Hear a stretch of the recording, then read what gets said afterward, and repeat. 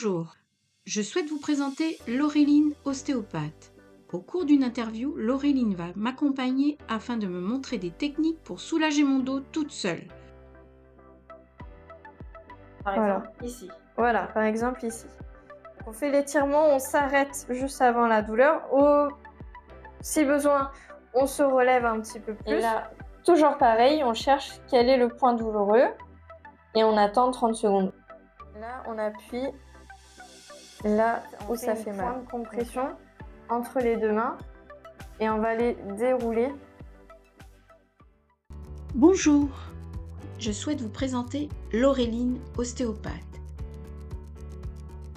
Installez-vous, je vous en prie. Il s'agit de notre première interview. Alors, où avez-vous mal? Eh bien, entre les omoplates, les cervicales. Laureline va m'accompagner au cours d'une interview et me donner des clés pour prendre soin de moi et éliminer certains petits tracas que nous pouvons rencontrer dans la vie quotidienne. Bonjour Laureline, Bonjour Aurélie. comment vas-tu? Ça va bien et toi? Ça va. Laureline nous rejoint dans le cadre de cette première interview. C'est une grande première pour nous. Et elle travaille dans le domaine de l'ostéopathie et a rejoint Terre Essence depuis peu. Voilà. Alors, qu'est-ce qu'on a prévu aujourd'hui finalement? Alors, le but de ces vidéos, ça va être de vous expliquer comment soulager vous-même vos douleurs. Parce qu'en fait, l'idée, aussi bien dans le cadre de Terre Essence, on a souhaité monter un projet bien-être, tout autour du bien-être, de façon à vous permettre à vous d'apporter un mieux-être par rapport à des petites problématiques. C'est bien ça? Arriver à déjà commencer à relâcher des points de tension qui nous font mal pour soulager les douleurs. Nous allons voir avec Laureline pourquoi nous avons mal au dos. Donc, c'est-à-dire, si j'ai mal au dos, tu vas nous apprendre aujourd'hui comment soulager le dos. C'est bien ça? Voilà. Alors, on a choisi de commencer par des douleurs de dos parce que physiologiquement, figure-toi que le dos, c'est ce qui soutient tout le reste du corps. Donc la tête, les épaules, le buste et les lombaires soutiennent tout ça, tout ce poids-là.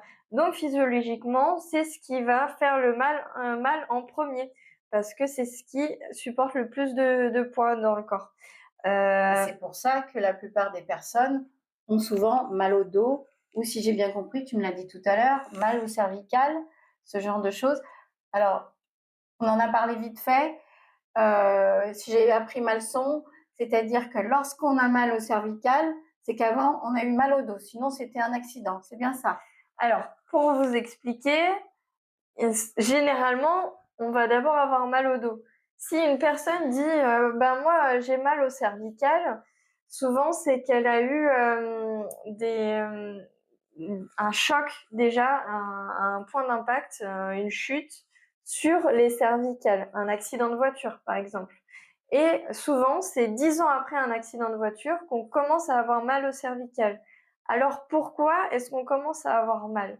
C'est parce que quand tu marches, quand tu bouges, quand tu te mets debout, tu as des contractures qui automatiquement, tes muscles, ils vont se contracter de l'effort que tu fais. Et au fur et à mesure du temps, ces contractures se cumulent. Elles vont jamais totalement se libérer puisque on continue à marcher tous les jours, à porter des choses tous les jours et ces contractures continuent à se cumuler.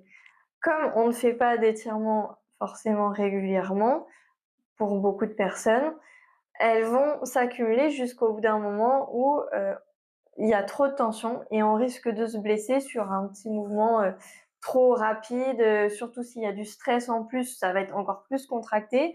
Donc le mouvement rapide, brusque, avec le stress va déchirer des micro-fibrilles du muscle. Surtout qu'en plus de ça, on le voit bien, et moi, dans le cadre de mon métier avec la libération émotionnelle, on respire pas bien, et donc on bloque. Oui. Alors, qu'est-ce que l'on va faire aujourd'hui? Alors, pour une douleur de dos, bas du dos, Est-ce que tu veux bien nous montrer, Aurélie? Je veux bien faire le cobaye. Voilà. Nous allons donc découvrir les petites astuces de Laureline pour soulager le dos. Alors, tu vas te mettre debout pour montrer à tout le monde où on peut avoir des douleurs. Alors, moi, Si on a mal, par voilà. exemple, ici. Voilà, par exemple ici. Donc, on va pouvoir se pencher en avant pour tirer jusqu'à la douleur. Voilà, et tu t'arrêtes quand ça commence à tirer juste avant la douleur. Est-ce que là, ça tire? Un petit peu. Voilà, donc on fait l'étirement, on s'arrête juste avant la douleur. Si besoin, on se relève un petit peu plus. Et là, on appuie là où ça fait mal.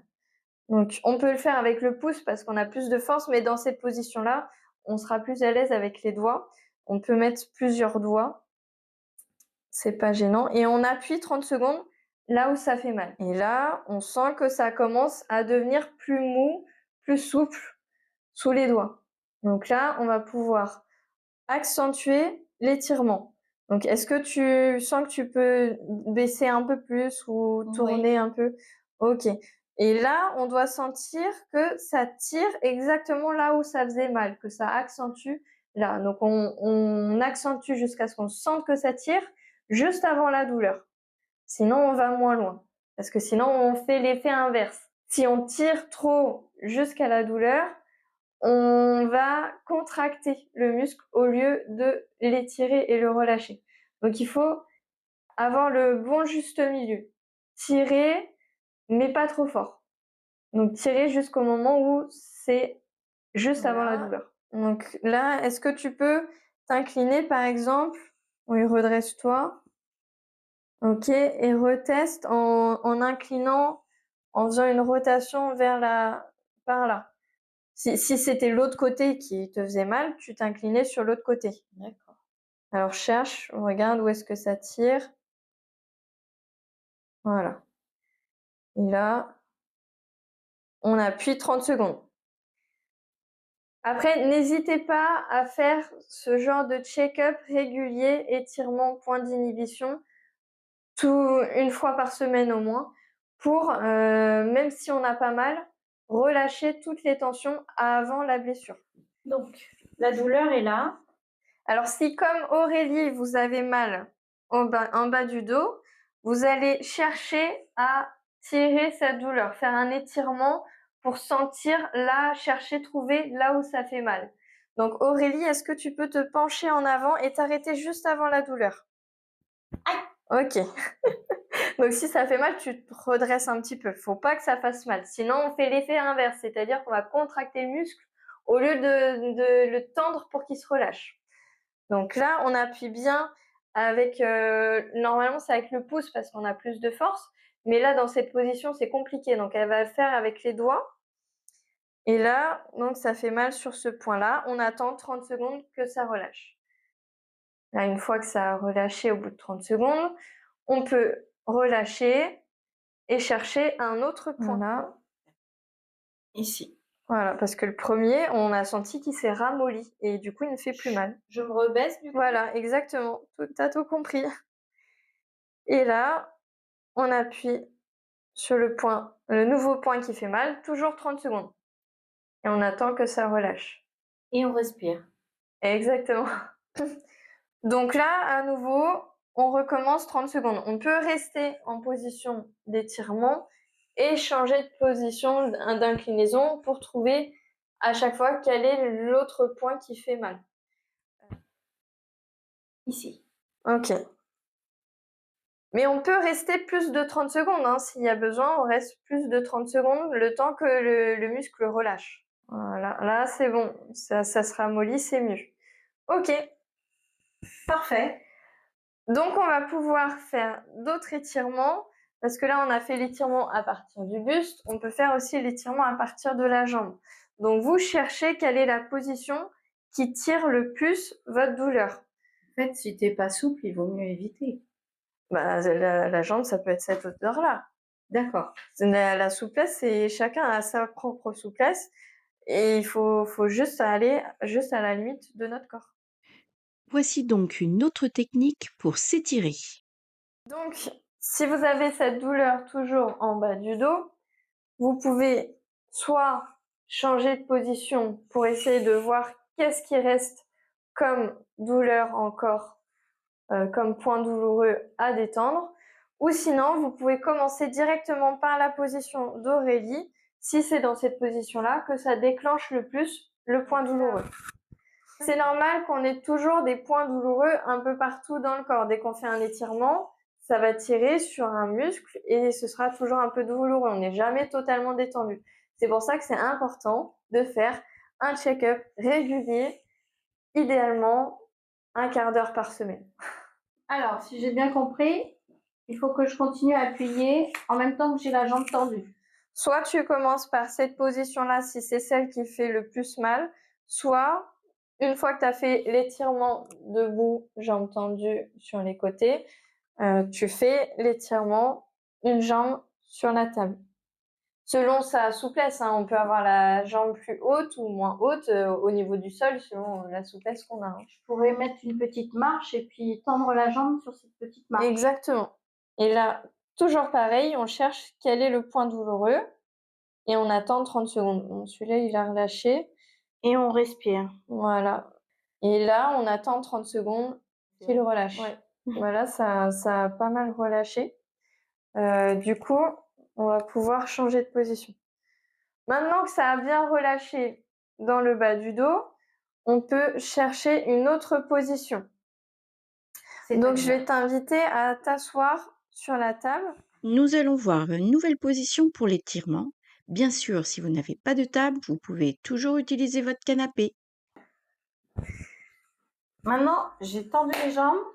J'ai encore mal ici. Voilà.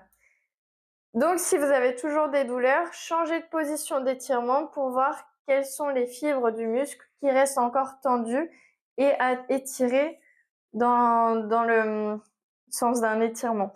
Ou sinon, vous appuyez sur tous les points qui font mal. On peut faire les deux, mais associer les deux, faire l'étirement et en même temps le point d'inhibition, c'est encore plus efficace. Combien de temps tu conseilles de passer de temps? Un quart d'heure une fois par semaine ou dès qu'on a une douleur, un quart d'heure. Si on a le temps, 1 heure. Parce que là, Aurélie, il va falloir détendre les épaules aussi. Donc, il y a sûrement des choses à relâcher au niveau des jambes.